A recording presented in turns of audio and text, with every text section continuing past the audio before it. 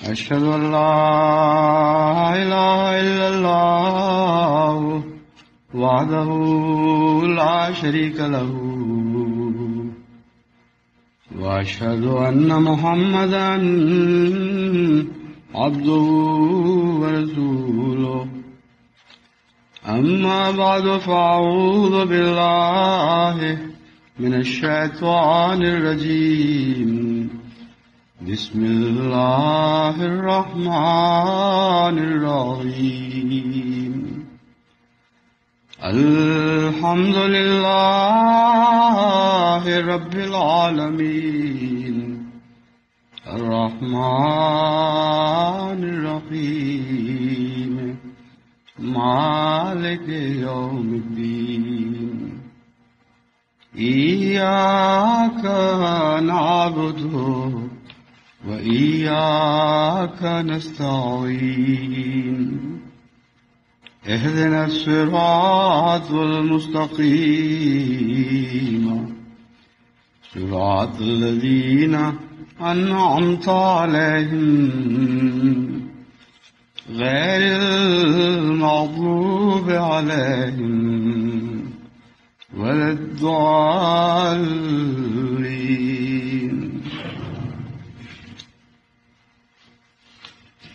عید کے خطبے میں نے سورہ البلد کی آخری چند آیات کی تفسیر میں ایک مضمون بیان کیا تھا جس کا تعلق آزادی کی حقیقت سے تھا، آزادی کے فلسفے سے تھا، اور یہ جماعت کے سامنے مضمون رکھا تھا کہ قرآن کریم کے نزدیک حقیقی ایمان سچی آزادی کے بغیر نصیب نہیں ہو سکتا، اور وہ لوگ جو خود اپنے نفس کو آزاد کرتے ہیں اور لوگوں کی آزادی کے لیے کوشاں ہوتے ہیں ان کو ہی حقیقی ایمان نصیب ہوتا ہے. اس کا دوسرا معنی یہ تو معنی مستنبط ہوتا ہے ان آیات سے، اور ایک معنی یہ ہے کہ جو لوگ نہیں کرتے، چنانچہ ان آیات میں انہی کا ذکر ہے. جو لوگ ایسا نہیں کرتے، جب تک وہ ایسا نہ کریں اس وقت تک وہ ایمان کی حلاوت کو چکھ نہیں سکتے، ایمان ان کو نصیب نہیں ہو سکتا. ان دوسرے معنوں میں ایمان کا اول مقام پیش نظر ہے، یعنی وہ لوگ جو ان کاموں میں کے منافی کام کرتے ہیں، ان باتوں کے منافی کام کرتے ہیں، جو بجائے لوگوں کو آزاد کرنے کے ان کو غلام بنانے کی کوشش کرتے ہیں، جو ان کے حقوق سلب کرتے ہیں، ان کو خدا کی غلامی کے سے کھینچ کر بندوں کی غلامی کی طرف گھسیٹ لے جاتے ہیں. ایسے لوگ ایمان سے عاری رہتے ہیں. جب تک یہ کام نہ کریں اس وقت تک ان کو ایمان کی ادنا حالت بھی نصیب نہیں ہو سکتی. تو جس قسم کا مفہوم پیش نظر ہو اسی کے مطابق اگلی آیت کا ترجمہ کیا جائے گا. چنانچہ ثم کان من الذین آمنوا میں دونوں پہلو پیش نظر ہیں، ابتدائی بھی اور یعنی ایمان کی ابتدائی منازل بھی اور ایمان کی بلند و بالا اور اعلیٰ منازل بھی. لیکن اس سلسلے میں کچھ اور باتیں بھی ایسی تھیں جو میں سمجھتا ہوں کہ جو کہ مضمون بہت اہم ہے جماعت کے سامنے اس خطبے میں رکھ دوں تاکہ یہ مضمون اسی تسلسل میں بیان ہو. جب قرآن کریم یہ فرماتا ہے کہ آزادی، گردنوں کا آزاد کرنا ایک بہت بڑی نیکی ہے، فرمایا یہ گردنوں کا آزاد کرنا بلندی پر چڑھنا یا مشکل راستے پر چڑھنے کے برابر ہے. میں نے اس کا غالباً یہ ترجمہ کیا تھا گھاٹی پر چڑھنا. وہ اس لیے کہ نجدین کا ذکر پہلے ہے، دو بلندیاں، دو چوٹیاں، ان کے درمیان جو سطح مرتفع ہوتی ہے وہ ان کے مقابل پر نسبتاً کم سطح پر ہے اور اسے ہم گھاٹی کہتے ہیں. لیکن جب ہم نیچے سے اوپر کی طرف سفر شروع کریں تو وہ گھاٹی بھی ایک بلندی ہے، اور دو بلندیوں کے قریب تر کا درمیانی راستہ وہ گھاٹی کا راستہ کہلاتا ہے. چنانچہ عقبہ کا اصل مطلب مشکل راستہ ہے، کٹھن والا راستہ، خواہ وہ سطح مرتفع کی طرف لے جاتا ہو یا عام زمین کی سطح پر بھی اگر وہ مشکل سے چلا جائے تو اس کو عقبہ کہیں گے، کیونکہ عقب کا مضمون ایڑی سے نکلا ہے، وہ چیز جو ایڑی پر بوجھ ڈالتی ہے وہ عقبہ والا راستہ ہے۔ بہرحال اس کی تفصیل کی یہاں ضرورت نہیں، یہ مراد نہیں تھی۔ میں یہ بتانا چاہتا ہوں کہ اس مضمون میں قرآن کریم نے یہ بیان فرمایا کہ بلندی کا، مشقت کا،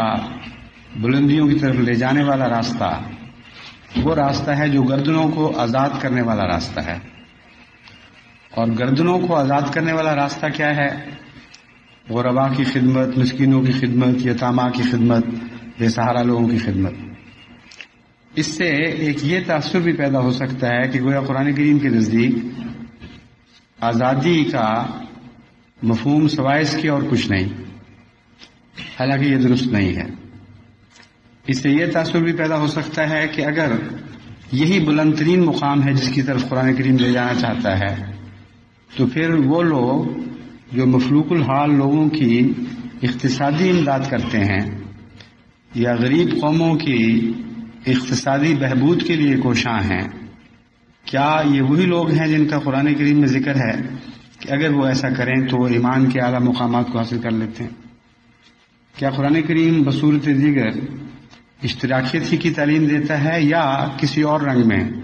غرباء کی خدمت کو ہی دراصل انسانی معراج کے اعلیٰ مقامات قرار دیتا ہے؟ یہ وہ پہلو ہے جو تشنا رہ گیا تھا، جو میں سمجھتا ہوں کہ جماعت کے سامنے کھول کر بیان کرنا ضروری ہے۔ امر واقعہ یہ ہے کہ جہاں تک غربت، مسکینی اور یتیمی حالت میں لوگوں کی محتاجی کا تعلق ہے، یہ ساری چیزیں بلا شبہ غلامی کی طرف لے جانے والی ہیں۔ اگر آپ تجزیہ کریں تو معلوم ہوگا کہ در حقیقت غربت کے نتیجے میں نہ انسان کی عزت رہتی ہے، نہ غیرت رہتی ہے۔ بعض غریب اور مجبور اپنی عزتیں واقعتاً بیچتے ہیں اور رزق کی خاطر اور اپنی بقا کی خاطر اپنا سب کچھ داؤ پہ لگا دیتے ہیں، اور جتنی زیادہ غربت بڑھتی ہے اتنا ہی دوسرے کی محتاجی بڑھتی چلی جاتی ہے۔ اسی لیے اس دنیا میں قومی لحاظ سے بھی تھرڈ ورلڈ کنٹریز جو کہلا رہے ہیں وہ اپنی غربت کی وجہ سے آج بھی بڑی اور ترقی یافتہ قوموں کے غلام ہیں، اور یہ وہم ہے کہ وہ آزاد ہو چکے ہیں، کیونکہ غربت اور آزادی یہ اکٹھے نہیں رہا کرتے عام دنیا کے حالات میں۔ مگر یہ کہنا کہ قرآن کریم بالکل اسی فلسفے کو بیان کر رہا ہے، اور قرآن کریم کے نزدیک مذہبی جد و جہد کا نام اس کے سوا کچھ نہیں، مذہبی جد و جہد کا خلاصہ اس کے سوا کچھ نہیں کہ انسان مفلوق الحال قوموں کی اقتصادی بہتری کے لیے کوشش کرے اور غریب انسانوں کی غربت دور کرنے کی کوشش کرے، ہرگز یہ مراد نہیں ہے۔ اس لیے میں اس معاملے پر ذرا تفصیل سے روشنی ڈالوں گا۔ قرآن کریم نے یہ نہیں فرمایا کہ غربت اور غلامی ایک ہی چیز کے دو نام ہیں۔ یہ فرمایا ہے کہ گردنوں کو آزاد کرانا بنیادی مقصد ہے، اور جب تم گردنوں کو آزاد کرانے کی جد و جہد کرو گے، یعنی آزادی کی جد و جہد کرو گے، غربت کے خلاف جد و جہد کا ذکر نہیں فرمایا، پہلے فرمایا گردنوں کو آزاد کرنا، یعنی ہر وہ شخص جو کسی بندھن میں جکڑا گیا ہے اس کو آزاد کرانے کی کوشش کرنا، یہ ہے اعلیٰ ترقیات کی طرف قدم مارنا، مشکل راہوں پر قدم رکھنا۔ اس ضمن میں یاد رکھو کہ غربت کے نتیجے میں بھی غلامی پیدا ہوتی ہے، یہ ہے مضمون۔ اور اس ضمن میں یاد رکھو کہ مسکین لوگ جو بے سہارا خاک آلودہ سڑکوں پہ پڑے ہوتے ہیں وہ بھی ایک قسم کے غلام ہوتے ہیں، اگرچہ بظاہر وہ آزاد بھی ہوں، کیونکہ ان کی ساری زندگی اس مسکینی کی وجہ سے دوسروں کی محتاج ہو جاتی ہے، اور اس لیے وہ بھی ایک غلامی کی قسم ہے۔ پھر فرمایا یتیمی بھی ایک قسم کی غلامی ہے، کیونکہ یتیم اور بے سہارا لوگ پھر مجبور ہو جاتے ہیں دوسروں کے سامنے جھکنے پر اور ان کی مرضی کے تابع کام کرنے پر، خواہ دل چاہے یا نہ چاہے۔ بس غلامی کی بعض قسموں کا ذکر فرمایا ہے، اور فرمایا ہے غلامی کا یہ مطلب نہیں کہ واقعتاً کولونیلزم کے ذریعے یا امپیریلزم کے کسی طریق سے قوموں کو غلام بنایا گیا ہو یا فردن کسی کو بیچا گیا ہو تو وہ غلام بنتا ہے۔ بس قرآن کریم بہت ہی بلند اور بہت ہی وسیع مضمون بیان فرما رہا ہے اور غلامی کی بعض قسموں کی طرف اشارہ کرتا ہے. فی ذات ہی اقتصادی حالت کو بہتر بنانا اور دنیا کمانا قرآن کریم کی ان آیات میں پیش نظر ہے ہی نہیں، وہ مضمون ہی نہیں ہے، بلکہ ایک دو مختلف مضمون بیان ہو رہا ہے. اب آپ دنیا کے فلسفے کو دیکھیں، غریبوں کی بھوک مٹانا یا قوموں کو اقتصادی غلامی سے نجات بخشنا یا قوموں کی اقتصادی بہبود کے لیے کام کرنا، اور پھر قرآن کریم کی ان آیات کی روشنی میں اس کا موازنہ کریں تو تب آپ کو سمجھ آئے گی کہ قرآنی مضمون کتنا بلند تر اور کتنا وسعت والا مضمون ہے، اور دنیا کے فلسفے اور تصورات اس کے سامنے کوئی بھی حیثیت نہیں رکھتے، بلکہ ان کے اندر ایک اندرونی تضاد پایا جاتا ہے، جس تضاد کو یہ قرآنی آیات حل کر رہی ہیں. اب آپ غور سے دیکھیے، غور کریں ان دنیا کے حالات پر تو آپ کو معلوم ہوگا، جیسا کہ میں نے پہلے بھی بیان کیا تھا، کہ غربت دور کرنے کے نام پر جتنی عالمی کوششیں ہو رہی ہیں وہ ساری کوششیں بالآخر ان قوموں کو غلامی میں جکڑ رہی ہیں جن کی غربت دور کی جا رہی ہے. تو قرآن کریم فرماتا ہے کہ فق و رقبہ تو اصل مقصود تھا، اگر فق و رقبہ ہی نہ رہے تو پھر غربت دور کرنا بے معنی ہو جاتا ہے، کیونکہ غربت دور کرنا فق و رقبہ کی خاطر ہونا چاہیے. پھر اقتصادی طور پر آپ اشتراکی دنیا پر نظر ڈال کر دیکھیں، وہاں بھی غربت دور کی گئی ہے ایک فلسفے کے اطلاق کے ذریعے، لیکن امر واقعہ یہ ہے کہ اس غربت دور کرنے کے نتیجے میں ہر فرد کو زنجیریں پہنا دی گئی ہیں اور انفرادی آزادی کا قلع خامہ کر دیا گیا. اس لیے اشتراکی نظام خواہ بھوک دور کر رہا ہو وسیع پیمانے پر اور بہت مؤثر ہو اس پہلو سے، اب ہم نہیں کہہ سکتے کہ مؤثر ہے بھی کہ نہیں، کیونکہ اس کے بہت سے پہلو ہیں جو تحقیق طلب ہیں، لیکن فرض کریں کہ اشتراکی نظام اپنے دعوی میں تمام تر صحیح ثابت ہو اور غربت اور فاقہ کشی اور احتیاج کا قلع خامہ کر دے، لیکن ساتھ ہی انفرادیت کو بھی ختم کر دے اور انفرادیت کو زنجیریں پہنا دے، کیونکہ کمیونزم نام ہی اجتماعیت کا ہے. کمیونزم کا مطلب ہے اجتماعی زندگی جس میں فرد کی کوئی حیثیت نہیں رہے گی. تو اس کے نتیجے میں بھی یہ ایک طرف سے آزادی دی جا رہی ہے، دوسری طرف سے آزادی چھینی جا رہی ہے. ترقی یافتہ ممالک میں جو اقتصادی ترقی کے پروگرام ہیں وہ سارے کے سارے اپنے ساتھ اندرونی زنجیریں رکھتے ہیں. ساری قوم جکڑی جاتی ہے اس مالی نظام کے تابع جس مالی نظام کے ذریعے یہ ملک کی حالت بہتر بنا رہے ہوتے ہیں، اور کئی طرح سے جکڑی جاتی ہے. امیر اور غریب میں تفریق بڑھتی جاتی ہے، کبھی کم نہیں ہوتی، اور بعض لوگ مزدور طبقہ بن کر نسل بعد نسل وہ پھر مزدور طبقہ بنتے چلے جاتے ہیں اور سرمایہ چند ہاتھوں میں اکٹھا ہوتا رہتا ہے اور سرمایہ حکمران بن جاتا ہے. کیونکہ ان تمام ممالک کی سیاست میں ہر جگہ بلا استثناء سرمایہ کام کر رہا ہوتا ہے. کوئی امریکہ کا پریزیڈنٹ نہیں بن سکتا جب تک اس کے پیچھے سرمایہ نہ ہو. کوئی یورپین ممالک کا پارلیمنٹ ممبر نہیں بن سکتا، کوئی باشندہ پارلیمنٹ کا ممبر نہیں بن سکتا جب تک اس کے پیچھے کوئی سرمایہ داری کا ہاتھ نہ ہو، اس کو قوت نہ دے رہا ہو. اور بھی تفصیل سے آپ مطالعہ کر کے دیکھیں، کہیں ظاہری طور پر، کہیں مخفی طور پر، کہیں براہ راست، کہیں بالواسطہ سرمایہ کاری حکومت پر قابض ہوتی ہے، اور سرمایہ کے نتیجے میں جو حکومت بنتی ہے وہ ہمیشہ سرمایہ داری کی حمایت کرتی ہے. اس کے سوا کچھ اور بھی مناظر آپ کو دکھائی دیں گے، عوامی موومنٹس کے ذریعے لیفٹسٹ حکومتوں کا آنا، لیکن اس کی تفصیل میں اس وقت نہیں جاتا، لیکن اس میں بھی بہت ہی دھوکے ہیں، اور بظاہر جن کو آپ سمجھ رہے ہیں کہ لیفٹسٹ حکومتیں آ گئی ہیں ان کے پیچھے بھی سرمایہ ہیں. اگر اندرونی سرمایہ نہیں تو بیرونی سرمایہ ہیں، اور اجتماعی طور پر یہ سارے نظام خود اپنے ملک کے باشندوں کو بھی غلام بناتے ہیں، اور لیفٹسٹ حکومت یعنی بائیں بازو کی حکومت بھی ہو وہ بھی اپنے مزدور کو اپنا غلام بناتی ہے، اور اس رنگ میں جکڑتی ہے کہ ایک ہاتھ سے آزادی دے رہی ہے، دوسرے ہاتھ سے آزادی چھین رہی ہے۔ پھر سارا نظام میں سرمایہ کاری جو امپیریلسٹ ممالک میں ملتا ہے یا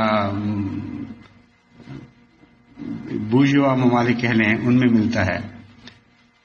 ہر جگہ آپ یہ دیکھ کر اگر آپ کے دل میں احساس ہے تکلیف محسوس کریں گے کہ انسان دن بدن مٹیریلزم کا غلام بنتا چلا جا رہا ہے، محتاج ہوتا چلا جا رہا ہے دن بدن مادے کا، اور اس کے رجحانات غلام بن رہے ہیں۔ مادہ پرستی اتنا بڑھ جاتی ہے کہ انسانی قدریں اس کے تابع ہو جاتی ہیں، اور یہ رجحان بڑھتے بڑھتے انسانی قدروں کو جکڑ دیتا ہے اور پھر ان کا خون چوس جاتا ہے۔ ایک ایسی سوسائٹی وجود میں آتی ہے جس میں انسانی قدروں کا دم گھونٹا ہو گیا ہے، اور رفتہ رفتہ ایک غیر مرئی زنجیریں ایسی ہیں جن میں انسان کی آزادی انسان جکڑا جاتا ہے اور اس کی آزادی تلف ہو جاتی ہے۔ یہ مضمون بہت تفصیلی اور گہرے مطالعے کا محتاج ہے، لیکن جہاں جہاں بھی آپ نظر کریں گے آپ محسوس کریں گے کہ حقیقتاً محض اقتصادی ترقی کا پروگرام انسان کو آزادی نہیں دلاتا، بلکہ واقعہ یہ ہے کہ ہر جگہ جو موجودہ اقتصادی ترقیات کے پروگرام ہیں وہ انسان کو مزید غلام بناتے چلے جا رہے ہیں۔ پھر اور بھی کئی قسم کے ایسے خوفناک دھوکے ہیں اس نظام میں۔ انسان جو اقتصادی ترقی ہو رہی ہے اس کے نتیجے میں فالس ہوپس، فالس تمنائیں، یعنی جھوٹی امیدیں، جھوٹی تمنائیں پیدا کی جاتی ہیں، خواہشات پیدا کی جاتی ہیں، تاکہ قوم بعض اپنی خواہشات کے غلام بن کر بعض امیر سرمایہ کاروں کی بنائی ہوئی چیزیں خریدنے پر مجبور ہوں۔ اس وقت یورپ جس طرح پاپ میوزک کا غلام بن گیا ہے، یا ویسٹ کہنا چاہیے سارا ہی تقریباً، ایسٹ میں بھی اب اس کے اثرات بڑے نمایاں طور پر ظاہر ہو رہے ہیں، غریب ملکوں میں بھی ظاہر ہو رہے ہیں۔ ان کے پیچھے بھی بڑے بھاری ریکٹس ہیں، بہت بڑے بڑے سرمایے ہیں جو پہلے عوام کا مزاج خراب کرتے ہیں اور مذاق بدلتے ہیں، اور اس مذاق کو بگاڑ کر وہ چیزیں مارکیٹ کرتے ہیں جو اس بگڑے ہوئے مذاق کو کی طلب پورا کرنے کے لیے بنائی جاتی ہے۔ اور اس ضمن میں بھی اب ان کے باشعور لوگ خود محسوس کرنے لگے ہیں کہ ہم دن بدن سرمایہ کاری کی مختلف شکلوں اور صورتوں میں جکڑے جا رہے ہیں، اور یہ مختلف شکلیں کسی پہلو سے ظاہر ہوں بھیانک ہیں اور مکروہ ہیں، لیکن بہت حسین نقاب انہوں نے اوڑے ہوئے ہیں۔ تو یہ مضمون بہت تفصیلی اور گہرے مطالعے کا محتاج ہے۔ آخری نتیجہ وہی نکلتا ہے کہ اقتصادی ترقی کا پروگرام فی ذاتے ہی مقصود نہیں ہے، غریب کو امیر بنانا فی ذاتے ہی مقصود نہیں ہے۔ قرآن کریم کا فلسفہ اس سے بالکل مختلف ہے۔ قرآن کریم کہتا ہے آزادی ہے بنیادی چیز، آزادی کے بغیر انسان کو تسکین نصیب نہیں ہو سکتی۔ وہ کام کرو جس کے نتیجے میں قومیں آزاد ہوں اور نفس آزاد ہوں، جماعتیں آزاد ہوں اور افراد آزاد ہوں۔ اور اس آزادی کی جدوجہد میں یاد رکھنا کہ غربت بھی غلامی کا ایک ذریعہ ہے، غربت بھی غلامی کی زنجیروں کا ایک نام ہے، اور بے سہارا ہونا یہ بھی انسان کے کردار کو دوسرے کا بگاڑتا ہے اور دوسرے کا محتاج کرتا ہے۔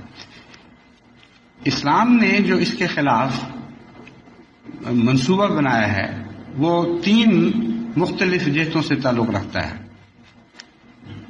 سب سے پہلی بات یہ ہے کہ اسلام یہ جو 3 منصوبے ہیں، 3 مختلف جہتیں، اخلاقیات سے بھی اس کا تعلق ہے، نفسیات سے بھی اس کا تعلق ہے، اور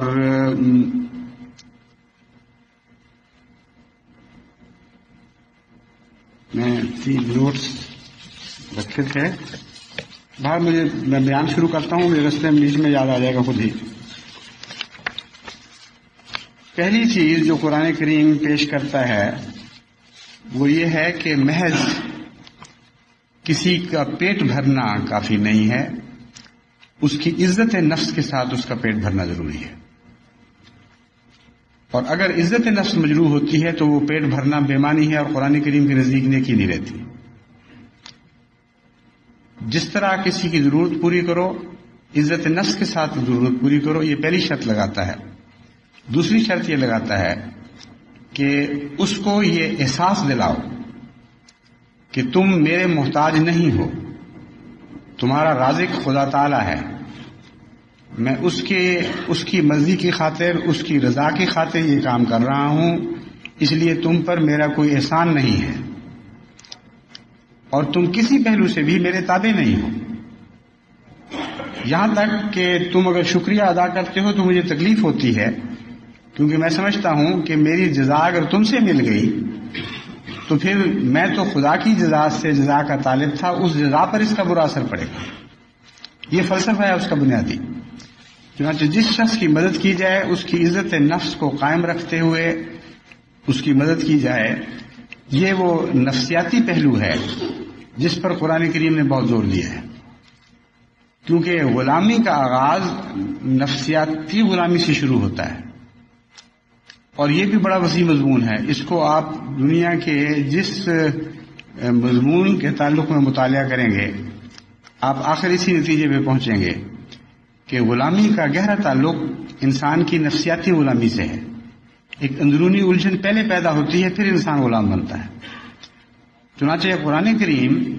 جس آزادی کا علم بردار ہے اس میں نفسیاتی آزادی کو بہت اہمیت دیتا ہے.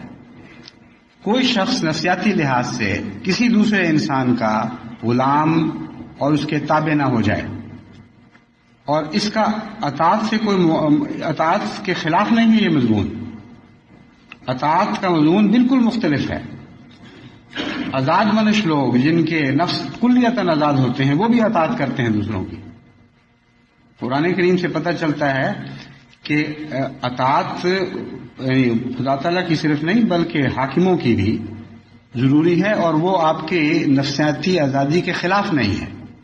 حضرت یوسف نے اپنے وقت کے بادشاہ کی اطاعت کی تھی، اور یہاں تک قرآن سورہ یوسف سے پتہ چلتا ہے کہ اپنے بھائیوں کو اپنے پاس رکھنے کی بھی آپ کو استطاعت نہیں تھی، لیکن قانون کو نہیں توڑا. لیکن اس کے باوجود آپ کا نفس آزاد تھا، کسی نفسیاتی الجھن کے آپ شکار نہیں تھے. یہ وہ مضمون ہے جس کو اس پہلو سے سمجھیں گے تو آپ کو سمجھ آئے گی کہ قرآن کریم جب نفسیاتی آزادی کی بات کرتا ہے تو اس سے کیا مراد ہے. بہرحال یہ مزید غور طلب باتیں ہیں، اس سلسلے میں لمبی باتیں کرنے کا وقت نہیں، اس لیے میں اب دوسرا پہلو بیان کرتا ہوں. دوسرا پہلو اللہ تعالیٰ قناعت پر زور دیتا ہے، اور یہ وہ مضمون ہے جس سے دنیا بالکل آشنا ہی نہیں ہے، بلکہ سرمایہ کاری کے نظام کے بالکل مخالفانہ پروگرام ہے. قرآن کریم کی تعلیم سے پتہ چلتا ہے کہ انسان کے اندر جو بے پناہ طلب کا جذبہ پایا جاتا ہے اس کو قرآن کریم لگامیں پہناتا ہے، اسے کنٹرول میں لاتا ہے اور اس کے ذریعے انسان کو آزادی دلاتا ہے. چنانچہ یہ عین ممکن ہے کہ ایک شخص غریب ہو لیکن قناعت کے ذریعے وہ دوسرے سے آزاد ہو جائے. بسا اوقات ایسے غریب ملتے ہیں جن کی غربت ان کو مزید غلام بناتی چلی جاتی ہے. اپنی حرص و ہوا کے نتیجے میں پہلے وہ نفس کے غلام بنتے ہیں، پھر ہر دوسرے کا غلام بن جاتے ہیں. بس غلامی کے فلسفے میں اس بات کو بہت گہرا دخل ہے. جب میں نے کہا کہ اپنے نفس کو آزاد کرو، اس سے یہ مراد تھی کہ وہ شخص جو خود حرص و ہوا کا شکار ہے، جس کی طلب کی کوئی حد نہیں ہے، وہ دوسرے کو آزاد کروا ہی نہیں سکتا، کیونکہ خود بھی وہ دوسروں کا غلام بن جاتا ہے. چنانچہ قرآن کریم فرماتا ہے کہ تم قناعت پیدا کرو. اگر تمہیں اپنی مرضی کی چیزیں میسر نہیں تو اپنی مرضی کی شاخ تراشی شروع کر دو. اور جہاں تک ممکن ہے اپنی مرضی کو کم کرتے چلے جاؤ اور مستغنی ہوتے چلے جاؤ. چنانچہ حضرت صلی اللہ علیہ وآلہ وسلم نے ایک موقع پر فرمایا کہ اصل غنا دولت کے ذریعے یا جائیداد کے ذریعے نصیب نہیں ہوتی. اصل غنا نفس ہے. یعنی اگر نفس غنی ہو جائے، دوسرے لفظوں میں کہیں گے کہ مستغنی ہو جائے، تو دولت نصیب ہو جاتی ہے. حضرت خلیفۃ المسیح اول رضی اللہ تعالیٰ عنہ نے جو واقعہ بیان کیا بڑا دلچسپ، جو میں پہلے بھی کئی دفعہ بیان کر چکا ہوں، اس کا اسی مضمون سے تعلق ہے. ایک دفعہ کشمیر کے جب وہ مہاراجہ جموں کشمیر کے کام کیا کرتے تھے، یعنی طبیب تھے، شاہی طبیب تھے، سیر کے دوران آپ نے ایک ایسے فقیر کو دیکھا جو ایک لنگوٹے میں رہا کرتا تھا. بہت ہی غریبانہ حالت تھی، لیکن اس دن وہ خوشی سے اچھل رہا تھا اور بہت بڑے بڑے نعرے لگا رہا تھا. تو حضرت خلیفۃ المسیح اول رضی اللہ تعالیٰ عنہ، اس وقت خلیفۃ المسیح اول نہیں تھے، حکیم نور الدین تھے، انہوں نے پوچھا کہ بابا یہ کیا بات ہے، آج تم کیوں اتنا خوش ہو، کیوں اتنا اچھل کود رہے ہو، آخر تم نے کیا پا لیا ہے؟ تو اس نے جواب دیا کہ حکیم صاحب، جس کی ساری مرادیں پوری ہو جائیں وہ خوش نہ ہو، کیا وہ خوشی کی ترانے نہ گائے؟ حضرت حکیم نور الدین نے پوچھا کہ میں تو تمہیں آج بھی اسی طرح ایک لنگوٹے پہ دیکھ رہا ہوں، تمہارے بدن پہ کچھ نہیں ہے، وہی ہے، اسی طرح حالت ہے جو پہلے تھی، اور وہی غربت کے آثار ہیں. تم نے پا کیا لیا ہے؟ مرادیں تمہاری کون سی پوری ہو گئی ہیں؟ اس نے کہا حکیم جی تسی نہیں سمجھتے، جدی مراد ہی کوئی نہ رہے وہ پوری بھی پوری ہے. کہ حکیم صاحب آپ نے یہ بات سمجھتے ہیں، جس کی مراد ہی کوئی نہ رہے اس کی ساری مرادیں پوری ہو جاتی ہیں. تو قناعت بھی ایک آزادی کا رستہ ہے، اس کا کوئی بھی تصور دنیا کے کسی اور نظام اور فلسفے میں نہیں ہے. قرآن کریم اس کو پیش کرتا ہے اور حضرت صلی اللہ علیہ وآلہ وسلم اس پر روشنی ڈالتے ہیں اور اس کے مطابق تربیت فرماتے ہیں. بس اپنی ضرورتوں کو کم کرو اور کوشش کرو کہ جو کچھ تمہیں نصیب ہے اسی کے اندر رہو. جیسا کہ میں نے بیان کیا تھا، جو اقتصادی نظام ہے دنیا کا وہ اس کے بالکل برعکس کام کرتا ہے. اس کا بنیادی فلسفہ یہ ہے، اس کی بقا کا راز اس میں ہے کہ طلب کو بڑھاؤ. جتنی آپ طلب بڑھاتے چلے جائیں گے اتنا ہی ڈیمانڈ بڑھتی چلی جائے گی، اتنا ہی آرٹیفیشل اور مصنوعی زندگی کی تمنا بڑھتی چلی جائے گی. چنانچہ افریقہ کے دورے پر جب میں نے یہ باتیں دیکھی تو ان کے سربراہوں سے بھی، دوسرے دانشوروں سے بھی میں نے خاص طور پر یہ بات پیش کی. میں نے کہا آپ کی نجات تو قرآن کریم کی اس تعلیم میں ہے کہ آپ اپنی طلب کم کریں. آپ غریب ملک ہیں، آپ کو یہ حق نہیں ہے کہ اعلیٰ ٹیلی ویژن کے عیاشی کے پروگرام دیکھیں، مرسیڈیز باہر سے منگوائیں اور اپنی سڑکوں پر ان کو دوڑائیں. آپ کی غریبانہ حالت آپ کو اس کی اجازت نہیں دیتی، اور آپ طلب اپنی طلب ہی صرف آرٹیفیشل یعنی مصنوعی طریق پر پوری نہیں کر رہے بلکہ اپنے غریب عوام کی طلب بڑھا رہے ہیں. اور یہ زیادہ دیر تک اس طرح نہیں رہے گا سلسلہ. افریقہ بڑا صبر کرنے والا خطہ ہے، لیکن صبر کی بھی حدیں ہوتی ہیں. جب آپ طلب کو آزاد کر دیں گے تو ایک موقع ایسا آئے گا کہ یہ عوام جو آپ سمجھتے ہیں کہ صبر سے بیٹھے ہوئے ہیں، خاموش ہیں، ان کی طرف سے آپ کو کوئی خطرہ نہیں، یہ اٹھ کھڑے ہوں گے. افریقہ میں فسادات شروع ہو جائیں گے. چنانچہ اس پہلو سے میں نے بعض جگہ مثالیں دی کہ سب سے زیادہ متاثر میں گیمبیا کے صدر کی پالیسی سے ہوا ہوں،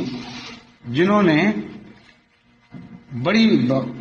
باقاعدہ منصوبہ بندی کے ذریعے یہ فیصلہ کر رکھا ہے اور اس فیصلے پر قائم ہے کہ اپنے عوام کے لیے جب تک بنیادی ضرورتیں پیدا کرنے کی ملک میں کوشش نہ جاری ہو، ان کی طلب آزاد نہیں ہونے دے رہی. چنانچہ کوئی ٹیلی ویژن نہیں ہے وہاں، اور سختی کے ساتھ وہ اس پالیسی پہ کاربند ہیں کہ نہ صرف یہ کہ ٹیلی ویژن نہیں بلکہ سارے افریقہ میں سب سے کم کاریں وہاں آپ کو نظر آئیں گی. عام غریبانہ زندگی ہے اور وہ ان کا زور ہے کم سے کم چیزیں باہر سے منگوائی جائیں. باہر کی دنیا عیش کر رہی ہے تو اس لیے کرتی ہے کہ وہ خود اس عیش کے سامان پیدا کرتی ہے، ہم لوگ عیش کے سامان پیدا نہیں کر سکتے، اس لیے ہمارا حق نہیں ہے کہ ہم وہ عیش کریں. یہ وہ پالیسی ہے ان کی جو عین قرآنی قناعت کی پالیسی کے مطابق ہے. اسی وجہ سے آپ یہ دیکھ کے حیران ہوں گے کہ نائجیریا باوجود اس کے کہ سینکڑوں گنا زیادہ امیر ہے گیمبیا سے، وہاں بے چینی زیادہ ہے اور گیمبیا میں بے چینی کم ہے. نائجیریا میں کرائم اور جرائم زیادہ ہیں اور گیمبیا میں تقریباً مفقود ہیں. یعنی غربت کے باوجود چوری نہیں ہے، اور جب بھی کوئی چور پکڑا جاتا ہے پتہ لگتا ہے کہ کسی اور ملک کا آیا ہوا ہے. تو قناعت کے مضمون کو اگر آپ سمجھیں تو یہ عظیم الشان فوائد رکھتا ہے بنی نوع انسان کے لیے اور سچی آزادی کا پیغام دیتا ہے. چنانچہ قرآن کریم پہلے نفسیاتی آزادی کا حکم دیتا ہے، پھر قناعت کا حکم دیتا ہے، پھر اس کے بعد جو تیسرا حکم ہے قرآن کریم کے آزادی کا پروگرام وہ یہ ہے کہ اب کسی کے سامنے خود ہاتھ نہ پھیلاؤ. یہ تو قناعت کے نتیجے میں پیدا ہوتا ہے، کسی کے سامنے ہاتھ نہ پھیلانا، بلکہ یہ ہے کہ تم حقوق کی طلب کی بجائے دوسروں کے حقوق کی ادائیگی کی طرف توجہ کرو. اور یہ تیسرا پہلو قوم کے رجحان کو بالکل کا رخ بدل دیتا ہے. بالکل بہت سی دنیا میں جدوجہد و بے چینیاں ایسی ہیں کہ جب انسان سمجھتا ہے کہ میرے پاس نہیں ہے تو وہ دوسرے سے چھیننے کی طرف متوجہ ہو جاتا ہے، اور اس رجحان کے نتیجے میں کبھی بھی اعتدال پہ قائم نہیں رہتا. وہ ہمیشہ دوسرے سے حق سے بڑھ کر اپنے حق سے بڑھ کر دوسرے کا حق چھیننے کی طرف ہاتھ بڑھانے کی کوشش کرتا ہے. اور جتنی تحریکات ہیں اشتراکی دنیا میں ہوں یا غیر اشتراکی دنیا میں جن میں غریبوں کو ابھارا جاتا ہے، وہاں ابھارنے کے لیے بنیادی محرک یہی رہتا ہے کہ اٹھو اور چھین لو. اگر تم مزدور ہو اور سرمایہ کارانہ علاقے میں رہتے ہو تو ہڑتالوں کے ذریعے یا جہاں تک بس چلے توڑ پھوڑ کے ذریعے اپنے مالکوں سے زیادہ چھیننے کی کوشش کرو. اور اشتراکی پیغام یہ ہے کہ تم اپنے مالکوں کو کے سارے نظام کو کھیڑ پھینکو اور ہر جائیداد پر قبضہ کر لو، ہر دولت کے ذریعے کو اپنا لو. یہ تمہاری زندگی اور امن کا پیغام ہے. ان دونوں پیغاموں کے نتیجے میں ایک ایسی بے اطمینانی جنم لیتی ہے اور چھینا جھپٹی کا ایک ایسا سلسلہ شروع ہو جاتا ہے کہ وہ ممالک جو اشتراکی ممالک ہیں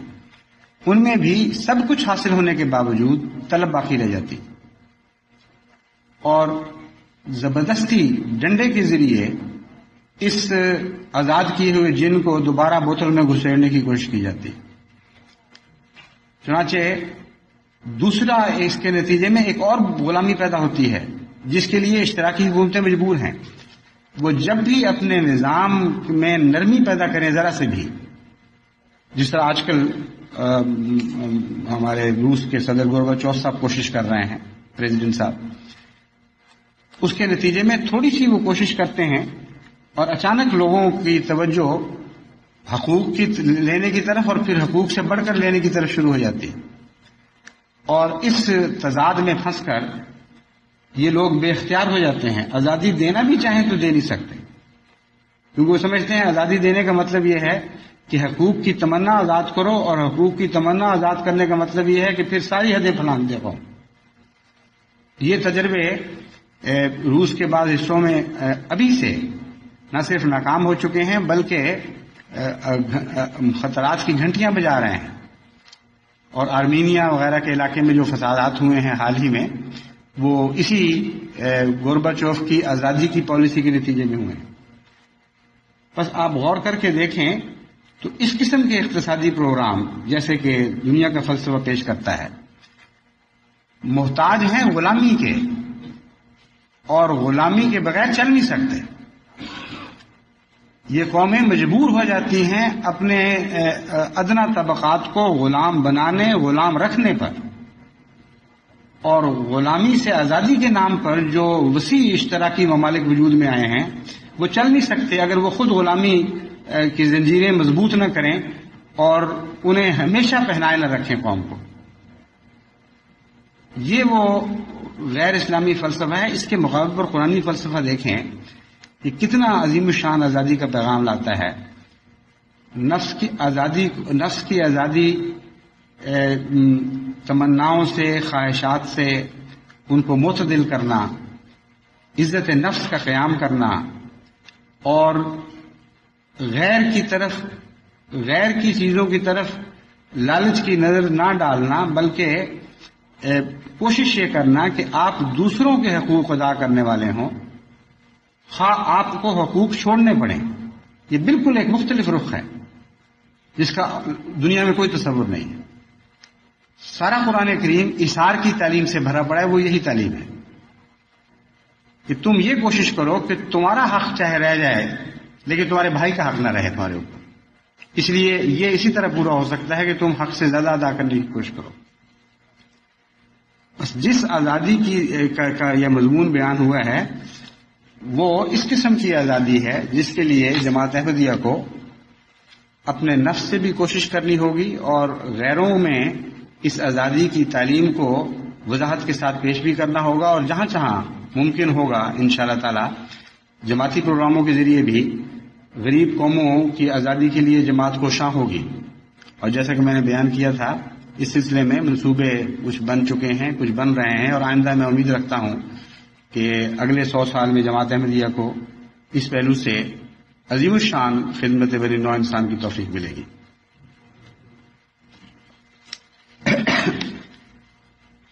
اس ضمن میں میں آپ کو ایک دفعہ پھر اس بات کی طرف متوجہ کرنا چاہتا ہوں کہ فک و رقبہ صرف غربت کو دور کرنا نہیں ہے. فک و رقبہ کا مضمون بہت ہی وسیع ہے، اور یہ مضمون کلیتاً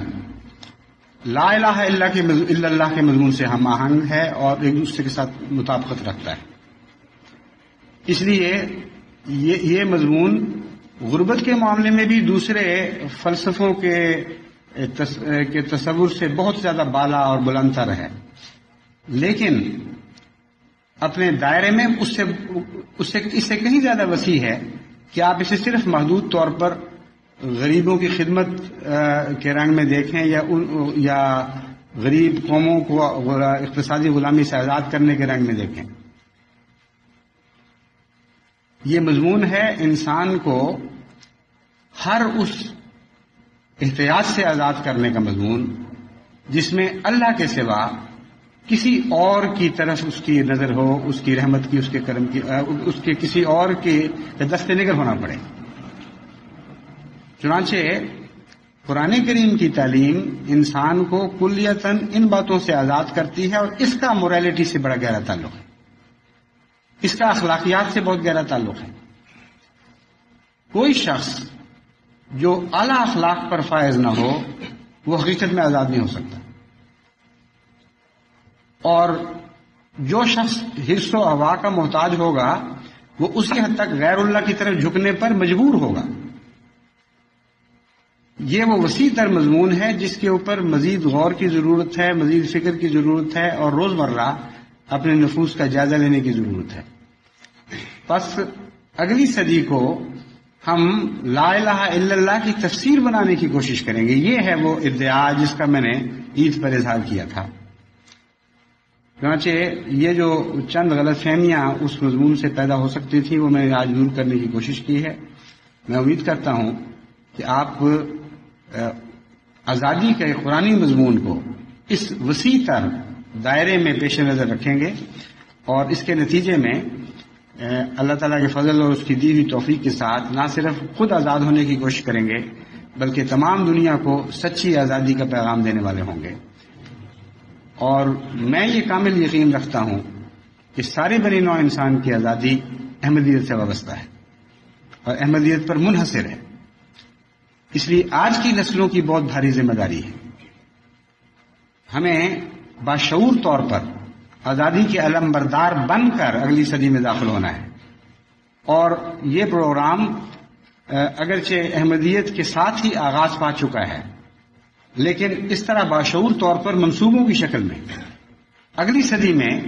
یہ انفولڈ ہونے والا ہے. یعنی جس طرح فلم کھلتی ہے یا اور کہانی منظر پر ابھرتی چلی جاتی ہے، اسی طرح انشاءاللہ تعالی اگلی صدی میں جماعت احمدیہ کی آزادی کے معاملے میں جدوجہد نمایاں نقوش بن کر ابھرے گی اور دنیا اس سے زیادہ متعارف ہوتی چلی جائے گی۔ اللہ تعالی ہمیں اس کی کما حق و توفیق عطا فرمائے۔ قرآن کریم نے جو اس ضمن پر مختلف پہلو بیان فرمائے ہیں، ان سے متعلق یہ کچھ آیات میں نے اکٹھی کی تھی تاکہ آج اس کے اوپر روشنی ڈالوں گا، لیکن یہ جو وضاحتیں تھیں انہوں نے ہی سارا وقت لے لیا ہے، اس لیے آئندہ کبھی مختلف مضامین کے بیان کی وقت میں انشاءاللہ تعالی ان امور کی یاد دہانی آپ کو کرواتا رہوں گا۔ اس وقت صرف یہ بتانا چاہتا ہوں کہ اسلام کا جو آزادی کا تصور ہے، یعنی غریب کی غربت دور کرنے میں آزادی کا تصور، وہ اتنا بلند اور اتنا عظیم الشان ہے کہ اس کی کنہ کو پانا تو کیا، اس کی جوتیوں کی خاک کو بھی دوسرا کوئی دنیا کا فلسفہ پہنچ نہیں سکتا۔ عام طور پر یہ نظریہ میں نے جیسا کہ بیان کیا تھا، یہ خیال کیا جاتا ہے کہ جب آپ کسی کی ضرورت پورا کرتے ہیں تو اس سے مقابل پر اس سے احسان کا تصور، اس سے احسان کی تمنا نہیں کرتے، یہ ایک نہایت اعلیٰ چیز ہے۔ اور گویا اسلامی تعلیم صرف یہیں تک محدود ہے کہ جب بھی آپ کسی کی خدمت کریں مقابل پر اس سے کچھ بدلہ نہ چاہیں، لیکن یہی بات نہیں ختم ہوتی۔ اسلام اس معاملے میں ایک قدم اور آگے بڑھتا ہے، اور وہ ایسا قدم ہے کہ جو عقل کو حیران کر دیتا ہے۔ وہ قدم یہ ہے کہ بعض دفعہ وہاں بھی تمہیں خدمت کرنی پڑے گی جہاں سے تمہیں شدید تکلیف پہنچی، ایسے بدباطن لوگوں کی بھی خدمت کرنی پڑے گی تمہیں انسانی آزادی کے نام پر، جنہوں نے ظلم کی حد کر دی، اور اس پہلو سے ان کو بنی انسان کو گویا یہ آزادی ہے کہ وہ تمہیں تکلیف بے شک پہنچائیں، لیکن یہ یقین ہونا چاہیے ان کو کہ قرآن کریم نے جو ان کے حقوق محفوظ کر دیے ہیں تم وہ حقوق ان کے نہیں چھینو گے۔ یہ وہ عجیب اور بلند تر مضمون ہے جس سے انسان کی آنکھیں نظر چندھانے لگتی ہیں۔ حضرت ابو بکر صدیق رضی اللہ تعالی عنہ کی بیٹی حضرت عائشہ صدیقہ رضی اللہ تعالی عنہا پر ایک نہایت ہی گندا اور بھیانک الزام لگایا گیا۔ میں اس پہلو سے ذکر اس لیے کر رہا ہوں کہ حضرت ابو بکر کے متعلق آگے بات آنے والی ہے۔ ویسے تو امہات المومنین میں سے تھیں، اور یہ کہنا چاہیے کہ حضرت رسول اکرم صلی اللہ علیہ وآلہ وسلم کی زوجہ مطہرہ پر الزام لگایا گیا، لیکن جو واقعہ میں بیان کرنا چاہتا ہوں اس میں یہی تمہید بہتر ہے۔ حضرت ابو بکر رضی اللہ تعالی عنہ دل کے بے انتہا حلیم تھے اور غریبوں کے بہت ہی ہمدرد، اپنے غریب مفلوق الحال رشتہ داروں کی مدد کرنے والے۔ چنانچہ ایک ایسے رشتہ دار کی بھی آپ مدد کیا کرتے تھے جو ان ظالموں میں شامل تھا جنہوں نے حضرت عائشہ صدیقہ پر الزام لگا دیا، ان ظالموں میں شامل ہو گیا جنہوں نے حضرت عائشہ صدیقہ رضی اللہ تعالیٰ عنہ پر الزام لگایا۔ اب یہ سفاکی کی حد ہے، ایک طرف تم ایک اس کی محتاج ہو مسلسل، کوئی شخص کسی شخص کے جو اتنا شفیق اتنا مہربان ہے کہ مخفی ہاتھوں کے ساتھ دنیا کو پتہ ہی نہیں کہ تمہاری مدد ہو رہی ہے، وہ تمہاری تکلیفیں دور کرنے میں کوشاں ہے، اور جو شخص اس کی پاکیزہ بیٹی کے اوپر ایک نہایت ہی بھیانک اور گندا الزام لگاتے ہیں تم ان کے اندر شامل ہو جاتے ہو۔ اس کے نتیجے میں حضرت ابو بکر نے بھی مدد سے ہاتھ کھینچ لیا، حالانکہ بہت حلیم تھے، صدیقیت کے مقام پر فائز تھے، اتنا روشن ضمیر تھا، اس کے باوجود آپ نے سمجھا کہ اب تو حد ہو گئی ہے، اب اس کے بعد اس شخص نے خود اپنا استحقاق ختم کر دیا ہے، اور ایسے ظالم اور سفاک کی امداد کا کوئی جواز باقی نہیں رہا۔ قرآن تعلیم کی عظمت دیکھیں کہ اللہ تعالیٰ نے الہاماً قرآن حضرت صلی اللہ علیہ وآلہ وسلم کو مخاطب کر کے یہ نصیحت فرمائی اور اس واقعہ کی طرف اشارہ کیا، اور یہ قرآن کریم میں آیت نازل ہوئی وَلَا يَعْتَلِ أُولُو الْفَضْلِ مِنْكُمْ وَالسَّعَةِ أَنْ يُؤْتُوا أُولِي الْقُرْبَى وَالْمَسَاكِينَ وَالْمُهَاجِرِينَ فِي سَبِيلِ اللَّهِ وَلْيَعْفُوا وَلْيَصْفَحُوا أَلَا تُحِبُّونَ أَنْ يَغْفِرَ اللَّهُ لَكُمْ وَاللَّهُ غَفُورٌ رَحِيمٌ، کہ ہرگز وہ لوگ جن کو خدا نے فضل عطا فرمایا ہے، مالی برتری بخشی ہے اور وسعت عطا کی ہے، ایسی قسمیں نہ کھائیں، ایسے ارادے نہ کریں کہ یوتو اولی القربى والمساکین والمہاجرین فی سبیل اللہ، کہ وہ اللہ کی راہ میں مہاجرین اور اولی القربى اور مساکین کی جو خدمت لیا کرتے تھے اس سے وہ ہاتھ روک لیں، ولیعفوا ولیصفحوا، وہ درگزر کریں اور عفو سے کام لیں، الا تحبون، کیا تم اس بات کو پسند نہیں کرتے کہ اللہ تم سے مغفرت کا سلوک فرمائے اور اللہ بہت ہی غفور رحیم ہے۔ اس میں 3 گروہوں کا ذکر فرمایا ہے، یوتو اولی القربى والمساکین والمہاجرین فی سبیل اللہ، لیکن جہاں تک ہمیں علم ہے وہ ایک ہی شخص تھا، وہ ان میں سے کسی ایک گروہ سے تعلق رکھتا تھا، اور جہاں تک تاریخ بتاتی ہے وہ اولی القربى میں سے تھا، لیکن معلوم ہوتا ہے کہ اس میں حضرت ابوبکر صدیق کی ایک اصلاح فرمائی گئی ایک پہلو سے، اور دوسرے پہلو سے ان کی دلداری بھی فرما دی گئی، یہ فرما کر کہ آپ عادتاً اولی القربیٰ کی بھی خدمت کرتے ہیں، مساکین کی بھی خدمت کرتے ہیں، اور مہاجرین فی سبیل اللہ کی بھی خدمت کرتے ہیں، اور آپ کی شان یہ نہیں ہے کہ کسی بھی تکلیف کے نتیجے میں کسی بھی وجہ سے ان خدمتوں سے ہاتھ کھینچ لیں۔ اسی وجہ سے یعنی اس مضمون کو پیش نظر رکھتے ہوئے میں نے ربا میں غرباء کی امداد کی کمیٹی کو یہ ہدایت کی کہ آپ جب فیصلے کرتے ہیں فلاں ضرورت مند ہے تو اس فیصلے میں امور عامہ سے یہ رپورٹ کو لیتے ہیں کہ اس نے کبھی کوئی جماعت کے خلاف کام تو نہیں کیا تھا، کبھی اس نے نظام کی خلاف ورزی تو نہیں کی تھی، کیونکہ اگر حضرت صلی اللہ علیہ وآلہ وسلم کے زمانے میں اتنا بھیانک الزام لگانے والے، اتنا ظلم کرنے والے کہ حق کی حفاظت قرآن نے کی تھی، تو آج آپ کو کیا حق ہے کہ حقیقی محتاج کی مدد سے اپنے ہاتھ روک لیں اس لیے کہ وہ کسی غلطی کا مرتکب ہے، کسی معاملے میں جماعت و نظام جماعت سے تعاون نہیں کرتا یا عبادتوں میں کمزوری دکھاتا ہے۔ یہ 2 الگ الگ مضمون ہیں، چنانچہ مذہب سے بھی کلیتاً اس مضمون کو قرآن کریم نے آزاد کر دیا، مذہبی اختلاف سے بھی کلیتاً آزاد کر دیا ہے، بلکہ مذہبی معاملہ میں مخالفت کرنے والوں کی بھی ایسے موقع پر مدد کی تلقین فرمائی گئی ہے۔ چنانچہ اسی لیے یاد ہے کہ حضرت مسلم موعود رضی اللہ تعالیٰ عنہ بعض دفعہ شدید معاندین کے متعلق بھی نظر رکھتے تھے کہ ان کو اگر کوئی ضرورت ہے تو ضرورت پوری کی جائے، اور اس ضمن میں مولوی ظفر علی خان صاحب کو جب آخری ایام تھے ڈلہوزی میں مری میں،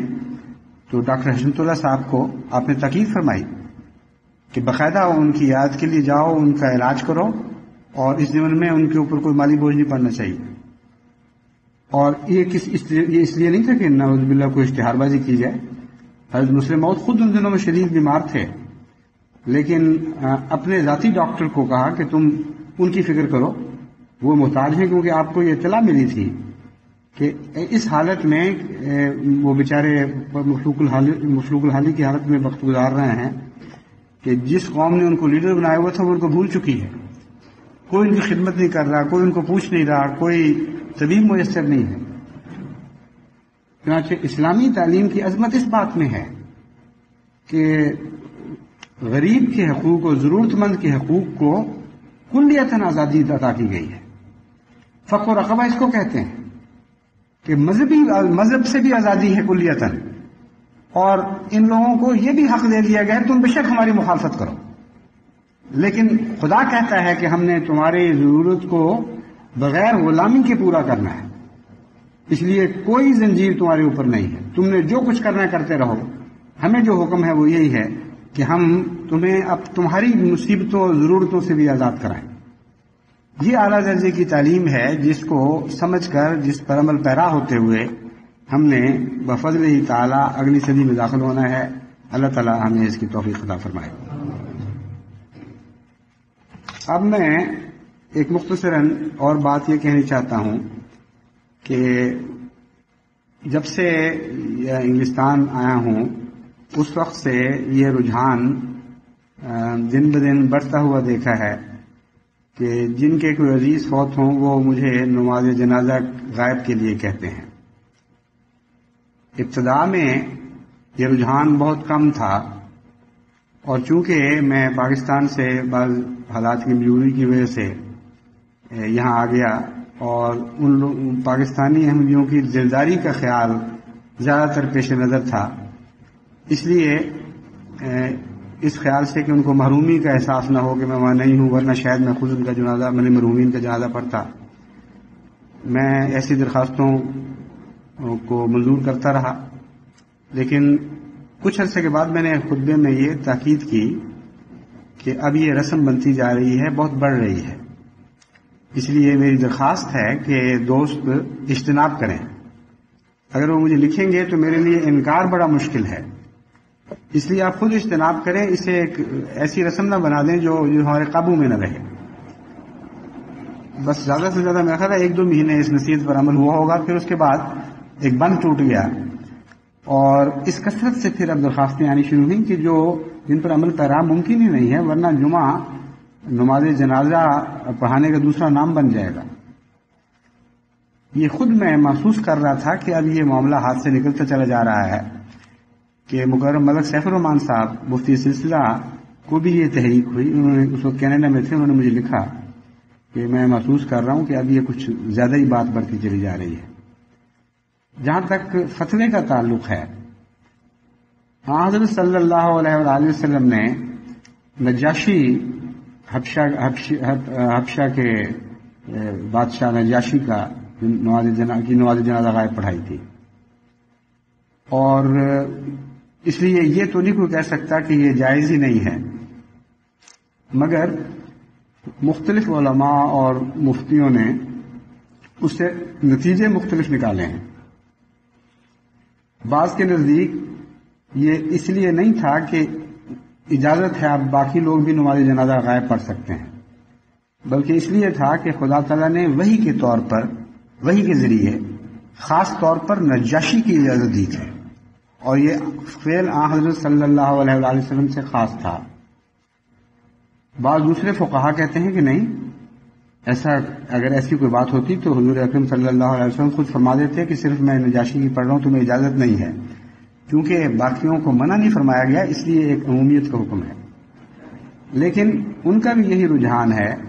کہ یہ استثنائی شکل ضرور ہے، اجازت تو ہے لیکن استثنائی شکل ہے، اور اسے عمومیت نہیں دینی چاہیے. میں نے چونکہ میری اس بات پر نظر تھی، مگر میں نے چونکہ ایک استثنائی حالت ایسی دیکھی جس کا ایک وسیع علاقے سے تعلق ہے. جس طرح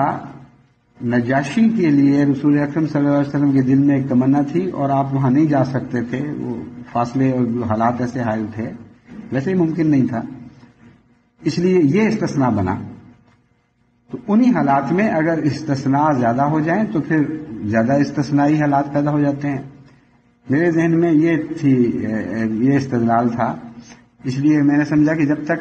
پاکستان میں نہیں جا سکتا، پاکستان کے احمدیوں کو خصوصیت کے ساتھ یہ حق بنتا ہے کہ استثنائی حالات سمجھتے ہوئے ان کی نماز جنازہ غائب پڑھا دیا کروں.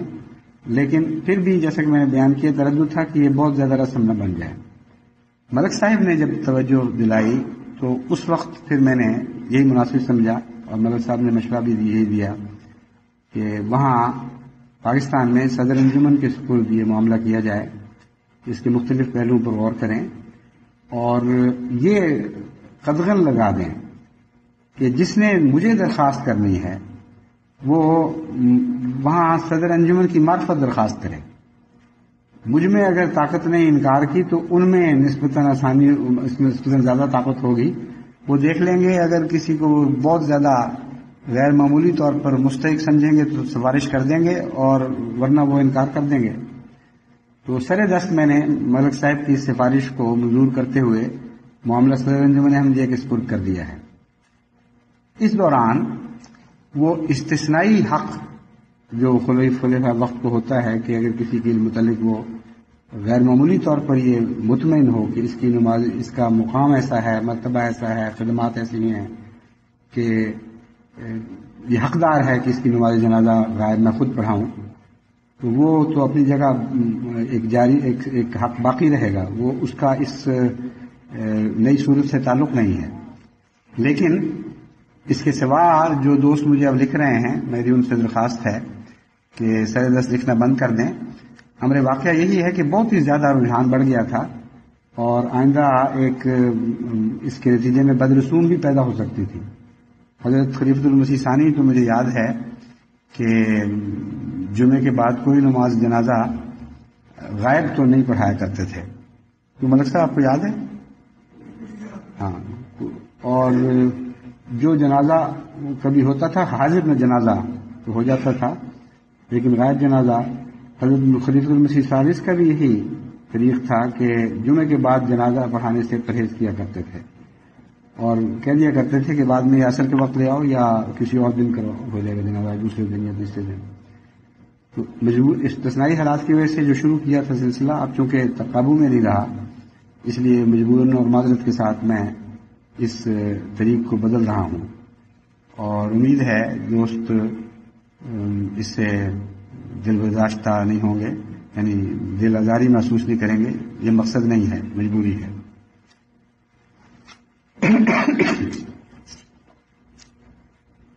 الحمدللہ نحمدہ بیٹھ کے